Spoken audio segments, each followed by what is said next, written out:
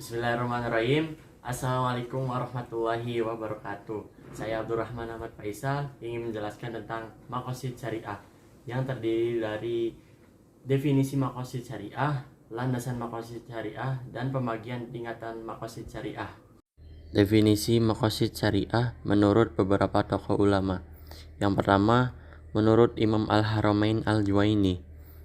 Imam Al-Haramain ini dapat dikatakan sebagai ahli usul pertama yang menekankan pentingnya memahami maqasid syariah dalam menetapkan hukum Islam dengan memperkenalkan teori tingkatan keniscayaan.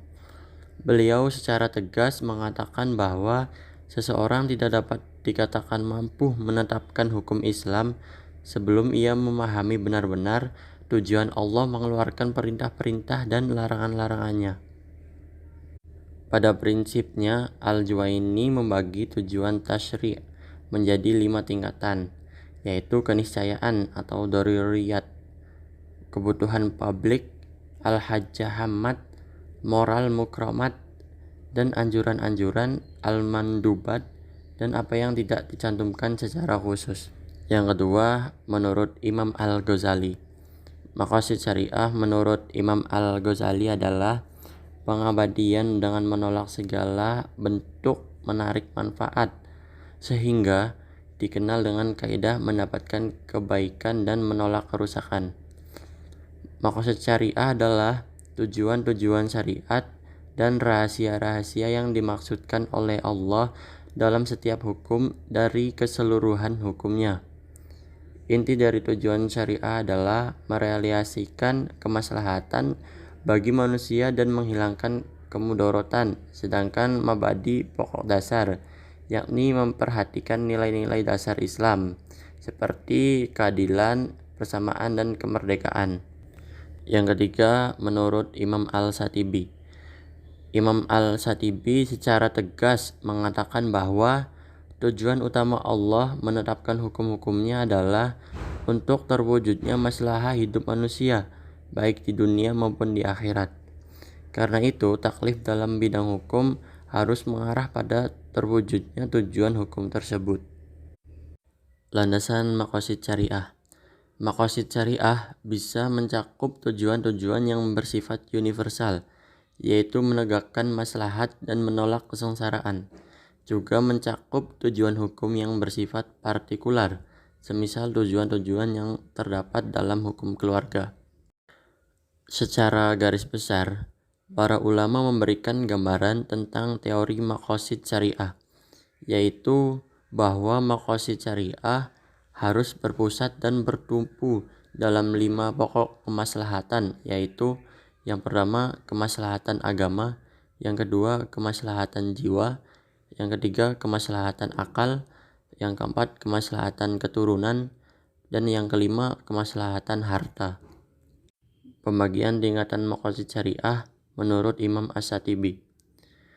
Menurut Imam As-Shatibi, maqasid syariah secara umum dapat dikelompokkan menjadi 2 kategori, yaitu pertama yang berkaitan dengan tujuan syariah atau Tuhan, yang kedua yang berkaitan dengan tujuan para mukallaf atau orang yang telah mampu bertindak hukum.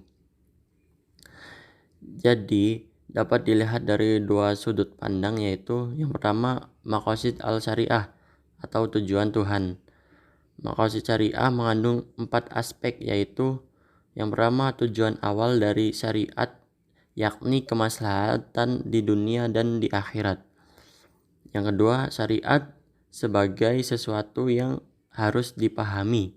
Yang ketiga, syariat sebagai suatu hukum taklif yang harus dilakukan. Yang keempat, tujuan syariat adalah membawa manusia ke bawah naungan hukum.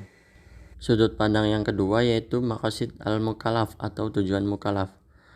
Kemaslahatan yang akan diwujudkan itu menurut Imam As-Shatibi terbagi kepada 3 tingkatan, yaitu kebutuhan daruriyat, kebutuhan hajiat, dan kebutuhan tahsiniyat. Kita membahas kebutuhan daruriyat. Daruriyat ialah kebutuhan yang harus ada atau kebutuhan primer, dan jika tidak ada akan menghancurkan kehidupan secara total. Menurut Imam Asy-Syatibi ada 5 hal yang termasuk dalam kategori doruriyat ini, yaitu yang pertama memelihara agama, memelihara jiwa, memelihara akal, memelihara kehormatan dan keturunan, serta memelihara harta.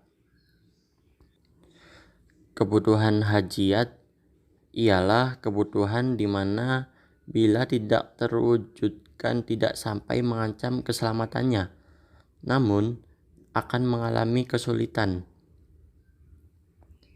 Dan yang terakhir, kebutuhan tahsiniyat. Kebutuhan tahsiniyat ini ialah tingkatan kebutuhan yang apabila tidak terpenuhi tidak mengancam eksistensi salah satu dari 5 pokok di atas dan tidak pula menimbulkan kesulitan. Terima kasih, semoga ilmunya bermanfaat. Wassalamualaikum warahmatullahi wabarakatuh.